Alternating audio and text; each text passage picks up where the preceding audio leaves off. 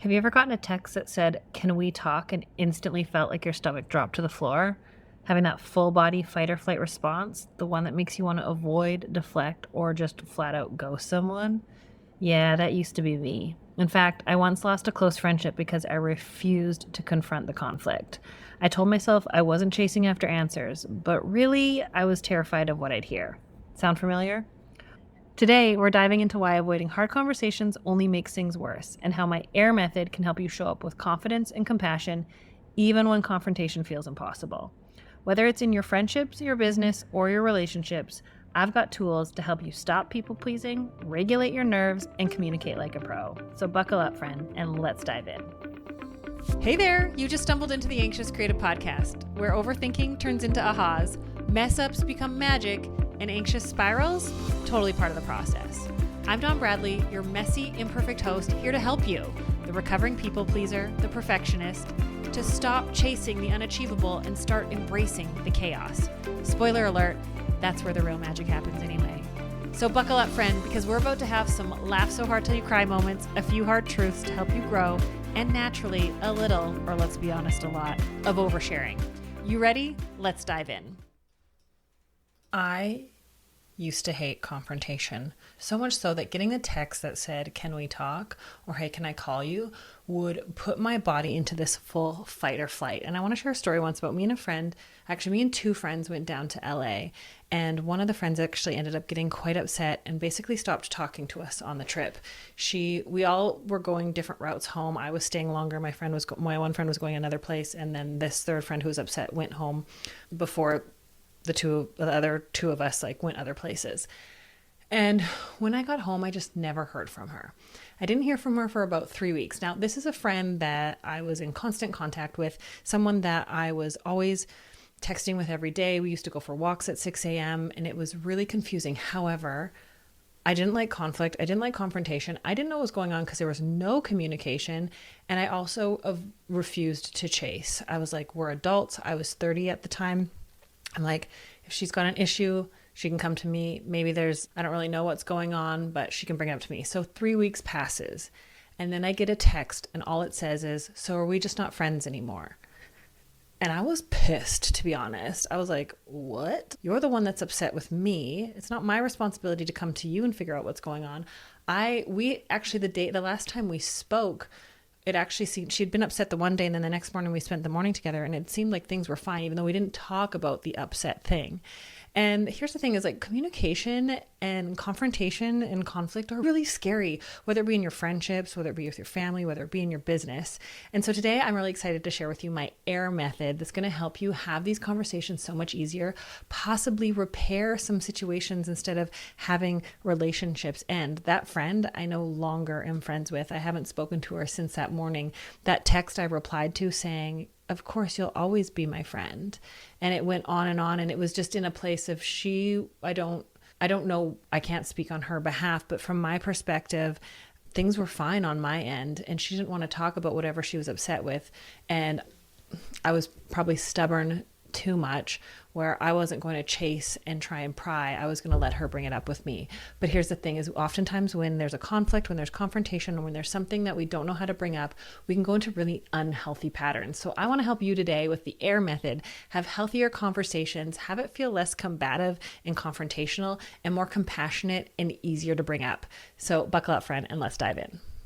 So the AIR method is something I developed for my students inside of Rock Your Business, which is my program that works with emotional intelligence, simplified systems, and consistency to help you build your business in a way that feels good to you. But this goes across the board again in your life, your business, and your relationships. And what AIR stands for is adaptability, improvisation, and a regulated nervous system. And so let's dive into exactly what this means.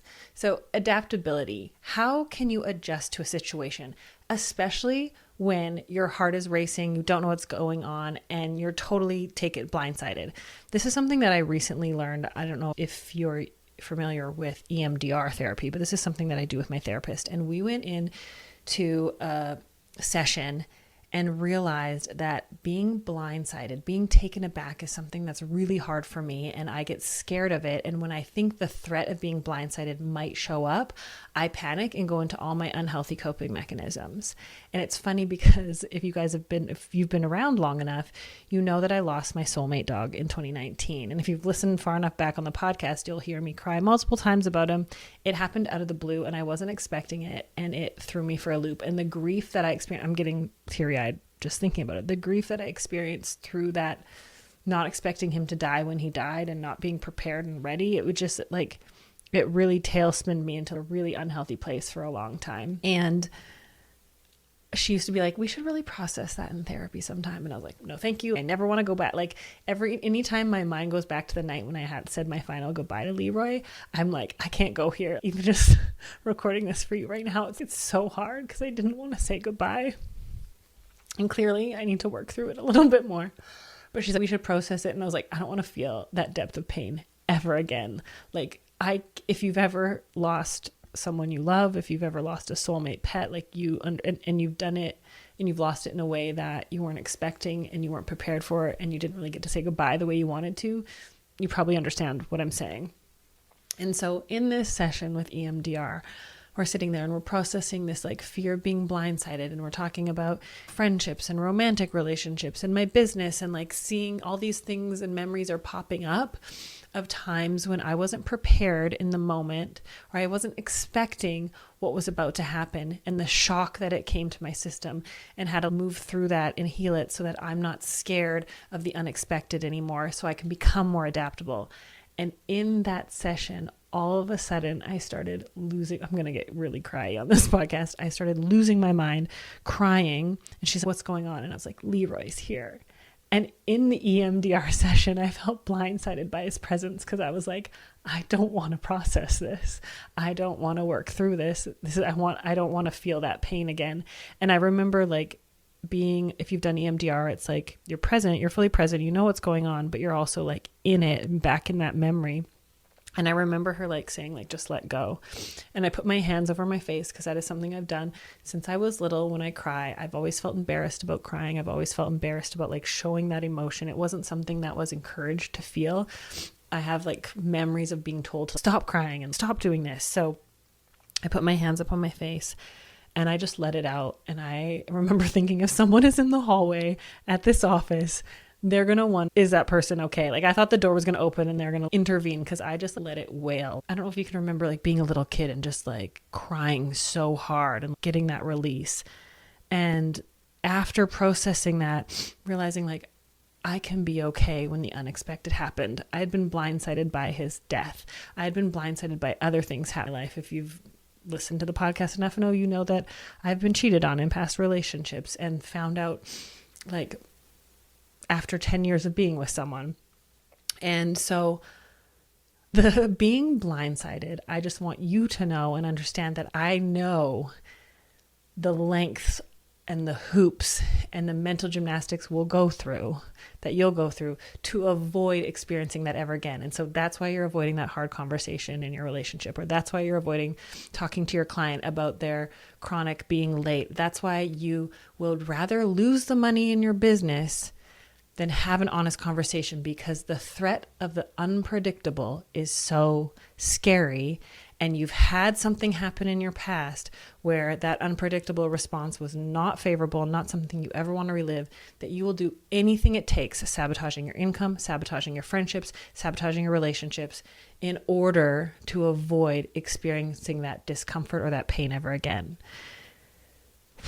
Just starting this podcast off a little heavy. So learning how to be adaptable is really important when something comes up, when a confrontation or a conflict or just having to communicate when you're not used to it comes up. It means being in that moment without losing yourself, being aware of how you want to disassociate, or be aware how you want to shut down, or be aware how, like for me, one of my classic moves growing up and like even into adulthood and even still, if I'm like feeling really overwhelmed by emotions, I get up, walk away and leave the room. I think partially because I'm embarrassed of having strong emotional reactions. And then as I've learned to control my emotional reactions, I'm like, I need to remove myself from this situation so that I don't have a reaction that I'm not proud of. I remember when I was about 21 or 22, I was living with my parents for about 8 months before I moved overseas. And I remember me and my dad are very similar, and we can like We love each other, but we're both very stubborn.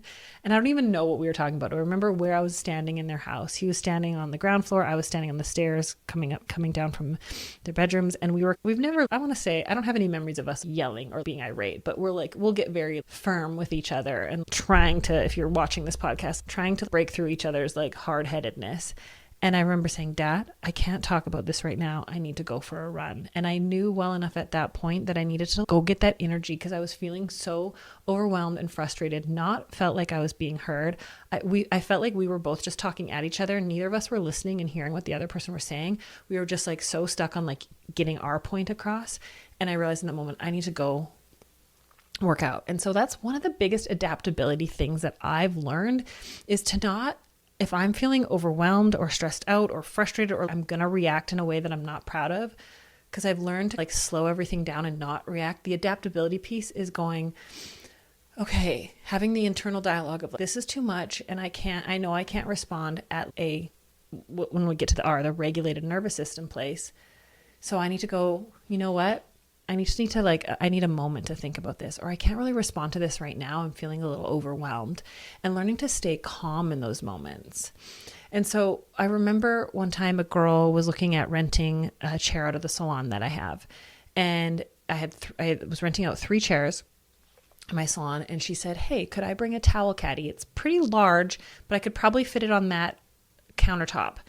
And I remember the knee-jerk reaction of wanting to say, yeah, of course. And then I had a moment of, Dawn, if it, like, you don't know how big it is. What if it takes up half of this countertop? What if it affects the other 2 people that are renting from you? And so I had to go, you know what? I really want to say yes. And it's not a no, but I just need some time to think about it. If you can send me the dimensions of it, that'll help me be able to come to a conclusion. And so it's taken time to become adaptable. It's taken time to flex. And like, sometimes my pride's gotten in the way where the adaptability, like I'll be like out of pride or out of principle, I'll say no to things, even though I totally can be adaptable. I can be flexible. And so I want you to start observing the other person's tone and body language and words, what they're saying to you. Because a lot of times we hear things from the ears of defensiveness. We hear things from the ears of insecurity. If we're not feeling confident in a moment, we'll perceive someone a certain way, not necessarily. And one thing I really like to ask is can you tell me what your intention is behind this? Or help me understand. Now, if they're not confident in what they're saying, they can perceive that. So many misunderstandings come from insecurity and not feeling confident. I'm someone who has a hard time understanding things. Like even this morning, I was working on some stuff and I was reading a Google Doc, and my ADHD brain skim reads, doesn't see details. I've also never worked in a job. I was a hairstylist for 20 years full time. Now I'm in the online business. So I'm reading a lot more like computer documents. I had like a computer class in high school, but I graduated in 2001. So we didn't really have computer stuff. I never learned administrative things. And so I had this aha moment today where normally I ended up having to do a couple things like 2 or 3 times because I didn't slow down and read the details. I'm a big picture person. Details are not my forte, where I will miss things or I misunderstood something, because if I see like a Google document, I just look for the most important things. I don't see all the details. And then I need to learn to, really slow, read it, get the big picture, and then slow down and make sure that I really get it to avoid doing more work. Now, in the past, I would have been like, this doesn't work for me. I don't like the way they're doing it. I would have made it all about them because I didn't want to take responsibility over how my brain works and how I learn. But I reread it and I was like, okay, no, this actually makes a lot of sense. No, they did a really good job. They actually wrote it out and chunked it out very well. I just didn't slow down. So that adaptability piece, I was really proud of myself this morning. Instead of being like, this doesn't work for me, this is too overwhelming, I'm frustrated, I can't get it, I'm no good at this, I'm I was like, no, I actually am seeing like my blind spot. I'm seeing where I'm struggling, and I'm creating a system that works for me so that I can actually do this job well. So understanding that like people aren't against you. And just because something doesn't work necessarily the right way for the way your brain works, how can you become adaptable and find a solution that works for you? And like I said, if someone's coming at you with like aggressive body language or aggressive tone, like if a client's upset about their hair, I'm using like hair as an example because that's what I know, and they're being irate, obviously your adaptability is I don't necessarily want you going to people pleasing. You don't want to mirror their reaction, but you want to go, okay, what's going to help calm them down? one of my favorite things to do is say, hey, I understand you're really frustrated right now. I get it. I also will not respond to someone who's being irate until they make eye contact with me. Because when someone's losing their shit, they're forgetting that you're a person. They're just letting their emotion out. They're just needing to get out. They're forgetting that you're even part of this. So I just wait and don't say anything until they make eye contact with me. And I go, hey, I understand what you're going through. This is a lot. That adaptability piece, to read another person instead of becoming so overwhelmed with your own emotions. And I'm not saying abandon what you're feeling, but take a moment to pause and go, what are they going through instead of what am I experiencing? And have a moment of like, I guess, empathy, where I was just reading this thing today where like empathy isn't about seeing their thing from your perspective. It's trying to actually see it from their perspective. So actually trying to go, okay, this person, I'm going to use the hair, for example. This person feels ugly with their hair and they're really hurt and they're having a hard time. So instead of being like, I did what you asked, being like, hey, I hear this. Let's try and find a solution together. I don't want you feeling this way. Really validating someone in their irateness. But if someone comes to you and they're really calm and they're like, I'm not digging this haircut, you don't necessarily need to have the same approach. So that adaptability piece really comes down to learning to read other people and inquire more if you're not sure. Learning to inquire rather than assume is huge. And oftentimes we assume because we're feeling uncomfortable or we're focused on what we're experiencing, taking the focus off yourself, not abandoning yourself. I feel like this podcast could be a really long one and we could go really deep into stuff. But the adaptability piece comes from slowing down and really assessing what is actually happening as opposed to what you are concluding is happening based off of how you're feeling. So using mirroring techniques is really good. So this is something that I learned in a negotiation video that I watched, because every conversation is a negotiation. But if I just don't like my hair, it's just like this piece is sitting weird. And what mirroring does, it's just repeating words back to them. So you go sitting weird in a question, and you'll be amazed that when you just repeat like the last part of the sentence or something that they just said back to them in the form of a question, they'll explain more and you'll be able to understand more. And I can think of so many times in my business where someone's been unhappy and I like offer them like a bunch of free product or like a free service or let's get you back in, instead of saying, tell me more, or it doesn't feel like the right tone. Like mirroring back what they're saying so that then they'll explain it in different words and you can understand it. So that way you can then say, I understand why you might be feeling that way. Let's explore how we can address this together. All right, so that's the adaptability piece. Next is the improvisation piece. Thinking on your feet. This is the part that we're scared of. We get caught off guard. We want to do anything to get this feeling to go away. So what does it mean to improvise? Improvisation does not mean winging it. It's about being prepared to respond creatively when things don't go as planned. And what that means is being able to, again, slow down and not feel like being okay with silence. And silence can be a really uncomfortable thing, especially in business or when you're having like a hard conversation with a loved one. And I know sitting in silence can be really uncomfortable. I want to jump in. I want to fill in the blanks. And so learning to slow down, again, being that adaptability piece, and then the improvisation is being able to creatively think of a solution rather than just, what can I do to make this person not angry? Or what can I do to make this person not be asking for this? It's okay, how can I adapt to this situation? Conversations rarely follow a script. And if you're feeling comfortable and it's a healthy conversation, you're not worried about it. You're bouncing off each other. But all of a sudden when you're feeling uncomfortable, when confrontation or conflict or friction of any sort comes into play, you start to lose your presence in it. You start to get inside your head. So learning to stay present and feel confident, even in unexpected moments, is important. Now, confidence is born from courage and vulnerability. And so a great way to help you in an improvisation moment is having the courage to go, you know what? I'm really struggling to understand what's going on right now. Or, you know what? I'm feeling a little lost. Or, you know what? I'm feeling really overwhelmed by what we're talking about. Or, I'm so sorry. I'm having trouble understanding what it is you're really upset with. Being able to have that vulnerability to share honestly rather than trying to a lot of times people think being confident means not admitting fault, never admitting that you're confused or don't know what's going on. But confidence is actually born out of the courage to be vulnerable. I'm really struggling right now. I'm having a hard time keeping up with what you're saying.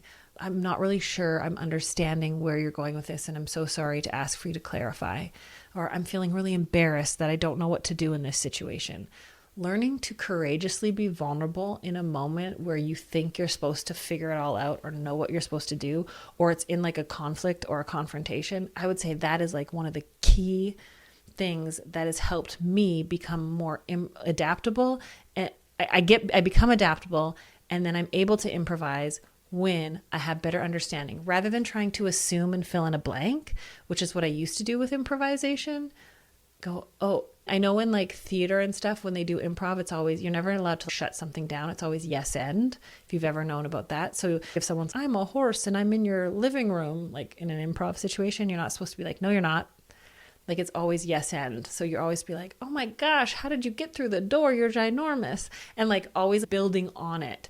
And so when it comes to improvising in hard conversations or conversations that feel uncomfortable, that vulnerability piece, I think, is really huge. I really believe in that. And so that's something that you want to consider is how can I become more vulnerable, which will in the end help me feel more confident. And I've shared this story before where I messed up and my knee-jerk reaction was to lie, to come up with a story. And then I was like, maybe I don't even need to say anything unless this person confronts me. Then maybe I'll be honest, or I'll decide, or I'll have a story in my back pocket just in case, because I'm so embarrassed about this mistake I made. And then I realized this isn't the life I want to live, and this isn't how I want people to treat me. I want people to be able to take responsibility when they've messed up and come to me. And I know that if someone messes up or if someone does something and brought it to me before I find out, I would have so much more compassion, and I would have so much grace for being like, I know how hard that is. All of a sudden I was in a situation where I had to do it. This is what I want and expect. I don't know if I say expect. It's what I want and I hope from other people. And all of a sudden I was in a situation where I'm like, Dawn, if this is what you want and hope from other people, you better fucking stand up and start doing the thing that you want other people to do. And so I remember being like, oh God, I like typed up a text being like, I totally effed up. I did this. I'm so sorry. I can understand if you're really upset at me, and I apologize. And I have nothing but embarrassment and feeling silly over the fact I did this, but I wanted you to know before you maybe asked or found out. And after that, I will tell you, I had the courage to be vulnerable, not knowing how the person was going to respond, not knowing how it was going to go.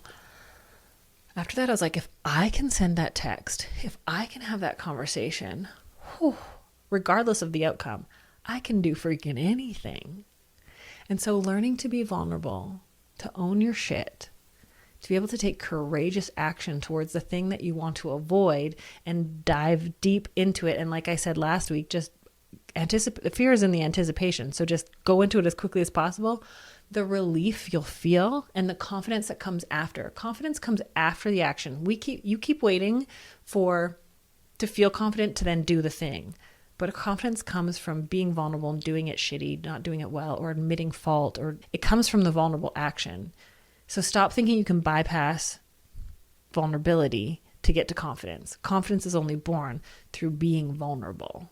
I really, truly believe that. And so when it comes to the improvisation piece, ask yourself, how can I courageously be vulnerable in this moment, in this scenario? And this is stuff that I'll talk with my Rock Your Business students on our weekly calls. Like they'll bring a situation and I'll be like, okay, how can we get courageous and vulnerable in this moment? And we'll be able to play it out. Because I'm sure right now you're thinking of a certain scenario with maybe a friend, a family member, a relationship, or a client that you're like, but what about this exact situation? I get these DMs all the time. Dawn, can you help me with this situation? This is what I help my students with in Rock Your Business. If you want to know more, go check out my masterclass. It's free. You'll learn more. I teach 45 minutes of an amazing class. You can see my teaching style. Go to dawnbradley.com/free class. And you'll also learn about Rock Your Business as well. It's an amazing program. Okay, so step 3 is having a regulated nervous system. So you want to have adaptability, improvisation, and then a regulated nervous system, staying calm under pressure. Now, this took me years, so don't beat yourself up if it doesn't happen overnight. When something unexpected, when someone brings something up to you, or you're feeling under pressure, or like a confrontation happens, or a conflict happens, or whatever it is where you want to feel like you can have better conversations and situations, you need to learn how to regulate your nervous system. I did not have a regulated nervous system for years. And I ended up in the hospital thinking I was dying of a stroke. Turns out it was a stress-induced panic attack. Like these things happen from the pressure, and we run away from the things rather than learning how to regulate our nervous system. The thing that changed my life was box breathing. Now, I haven't done it in a hot minute because I've got my nervous system regulated pretty good. I almost over-regulated it, I want to say. Now, I'm not a doctor or a medical professional, so let's just disclaimer, keep that in mind. But I got to a point where I avoided anything that would disrupt my nervous system. I avoided conflicts. I avoided confrontation. I avoid things because I had been so stressed out and so like over the top that I think I really needed to hermit and hibernate. But then I found I almost didn't respond to anything. I wasn't responding to things I should respond to. I was staying calm in situations where our nervous system is there for a reason to protect us. And I was staying really calm. And I think it's important. I was sharing this with a therapist this week. I don't let myself get angry. And anger is an indication of a place in your life where you need a boundary.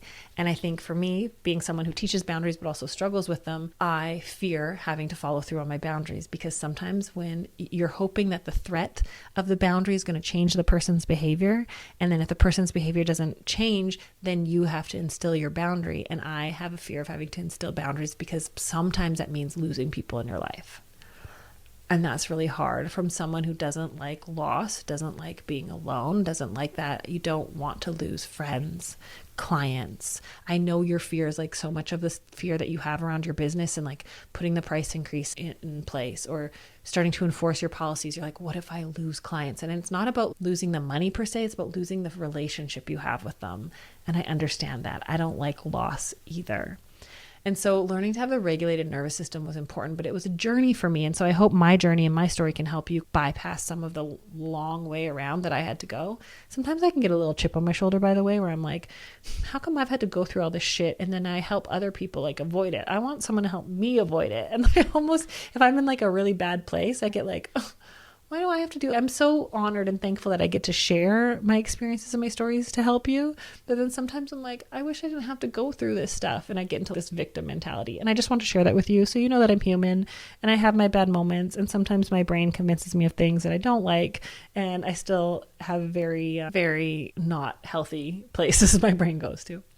So anyway, going back to the regulated nervous system, I got it. I was box breathing. So 4 in, hold 4, 4 out. Hold 4. I was doing it for 10 minutes a day for 3 or 4 months. And then I would do it probably like every other day, or then I would do it when I felt like I needed it. But I remember being at the dog park once, and I have 2 very large dogs, and I wasn't at an off-leash park, but I had them off-leash because they're pretty well behaved. But then they got really excited and they saw this older woman and they went up and they didn't jump on her, but they like trotted up. And if you're scared of dogs, it would scare the shit out of you if both my dogs came up to you. And they lifted up their front paws a little bit, but they didn't jump. And I think it was like an elderly woman and her daughter, and the lady lost it on me. And I remember calling my dogs back and having them sit next to me. And I remember saying, I am so sorry. And she just kept going off and off. And I was like so impressed that I didn't lose it. Now, passed on my heart would have been beating out of my chest. I would have felt so guilty. I would have felt so embarrassed. I would have felt so ashamed that I couldn't sit in this feeling of embarrassment because I was like, I was in the wrong, that I would have walked away and been like, that lady's crazy. Like my dogs didn't even jump on them. And like, even though I was in a park that was not off leash, my dog should not have been off leash. Thankfully, they didn't hurt her, but they scared her and I was in the wrong. Because of a regulated nervous system, I was able to apologize wholeheartedly rather than get defensive, rather than get critical. And I don't think I've ever been that way outright to people, but I'd walk away justifying how I wasn't wrong, because sitting in the embarrassment that I felt of being wrong was so unbearable that I had to find a way out of it where I'm like, that lady's crazy, or I can't believe my dogs didn't hurt them, rather than being like, you know what, that's totally wrong. Separating, I think this is the most important thing for the regulated nervous system, is learning to separate the thing I did from the person I am. And I made a mistake. It doesn't mean that I'm a mistake as a human. I'm not a failure all around. I'm not like a shitty person.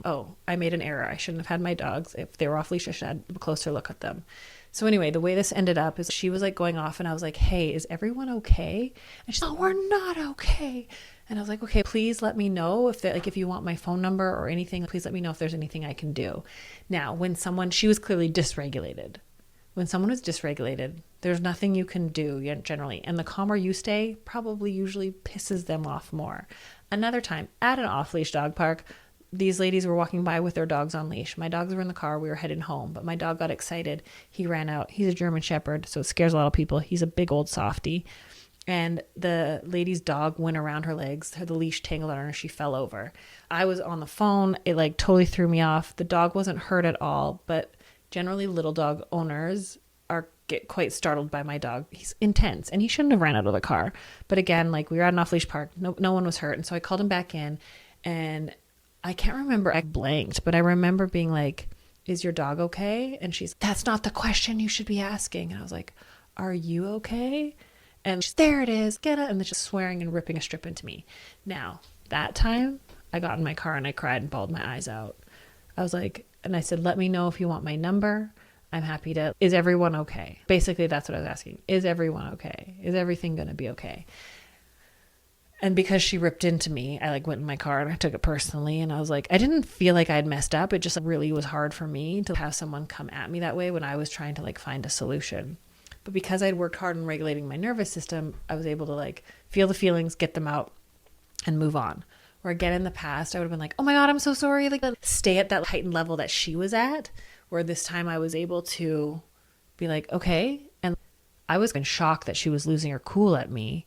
And I think that's one of the things I'll say is as you move through these like healing stages in your life and you learn to adapt and improvise and keep a regulated nervous system in times where you are taken by surprise, it doesn't necessarily mean things get easier. I want to say they almost get harder, but your capacity to endure them and move through them is better. And so I wish I could say, and that's so not probably what you want to hear, is like, it's going to get harder. But I find that society as a whole have a harder time when you stay calm and you stay reasonable. People want you to match their frequency. And so when someone's losing their cool, or when something happens by surprise, or when it's like combative or confrontation, and you stay more regulated, it can piss people off, because then all of a sudden they realize like they're losing it and they don't have control. And I want to say someone who's dysregulated is grasping for control, and they're trying to create a reaction out of you, because then if you react, they feel justified. And so I need you to understand this, especially when it comes to business. If a client's losing their cool, the more calm you stay, the more elevated they might get for a while. And so learning how to regulate your nervous system, have adaptability and improvisation are key, because without those, that dysregulated person will overcome you and eventually you'll break and you'll snap. And I think of this in a scenario. I was married when I was 26 till I was 28 until I got divorced. And I have a clear memory in my mind. We had gone to couples therapy, and I was the person, if you are into attachment theories, I definitely have a disorganized attachment. And in that relationship, I was more of an avoidant. I leaned more to the avoidant style.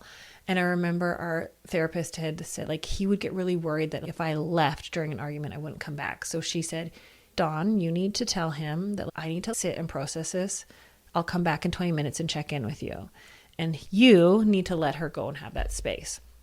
So I remember us having this argument in our house. And I remember like I could feel my blood starting to boil. And I was like, listen, I just need 20 minutes to go like calm down, or else I'm going to freak out and I don't want to. And he kept following me. And I was like, I'm going to say again, I need 20 minutes to go calm down, or I'm going to freak out in a way that I don't want to. And he didn't respect that, giving me the space. I remember going to the bedroom, closing the door. He opened it, followed me. And then I was like, I got really calm and my voice got really quiet. And I was like, I'm about to freak out. I need you to give me some space right now so that I don't lose it. And his anxiety was so strong that it just kept going. And then I can't remember the rest of that, but I remember I like lost it. And I'm pretty sure I screamed. I'm not proud of that. I did not stay regulated. And that's where having that regulated nervous system, being able to adapt and improvise. I mean, in that scenario, it was obviously we were a very unhealthy couple. But if you're not practicing it and you're not exercising it, those scenarios can happen. So I need you to know that your body's stress response impacts your communication style. And learning how to calm your nervous system helps you stay grounded and in control. So like I said, use the pause method. I always say I like to have a water bottle near me and taking a sip. It gives you something to do so you don't feel like you're just like not doing something and, oh, I should be saying something. Watch this in interviews. Like when you see like a celebrity interview and they get asked a hard question, like this is like something that for sure they do. And then it lets your brain catch up with your body for a second. It helps so much. This technique will reset your nervous system and allow you to approach the conversation with so much more clarity. All right, so I'm curious, do you like this AIR method? Will you use it? Was this podcast helpful? Please shoot me a DM over on Instagram at Dawn Bradley Hair. Leave me a comment on one of my posts. Let me know that you listened to this podcast and what your favorite thing was from it. Honestly, it's people like you sharing this podcast with your friends, subscribing, and doing that helps me bring these to you each and every week. Thank you so much for being here. You're an amazing friend, and we'll talk soon. Thanks for hanging out with me today on the Anxious Creative Podcast. Remember, avoiding hard conversations doesn't protect you. It keeps you stuck and further away from the connection and closeness you crave, which keeps your business, life, and relationships stuck too. So if you want to stop people-pleasing in your business without sabotaging your income, check out the show notes for a link to my free workshop or head to dawnbradley.com/free class. And don't forget to tune in next week. We'll be chatting about the power of simplicity in business and life, how to stop making it harder than it needs to be. I'm going to dive into how past struggles have shaped the belief that everything must be difficult and explore how to start embracing ease. You're not going to want to miss that. But until then, stay weird, stay messy, and most importantly, stay unapologetically you. See you next week, friend.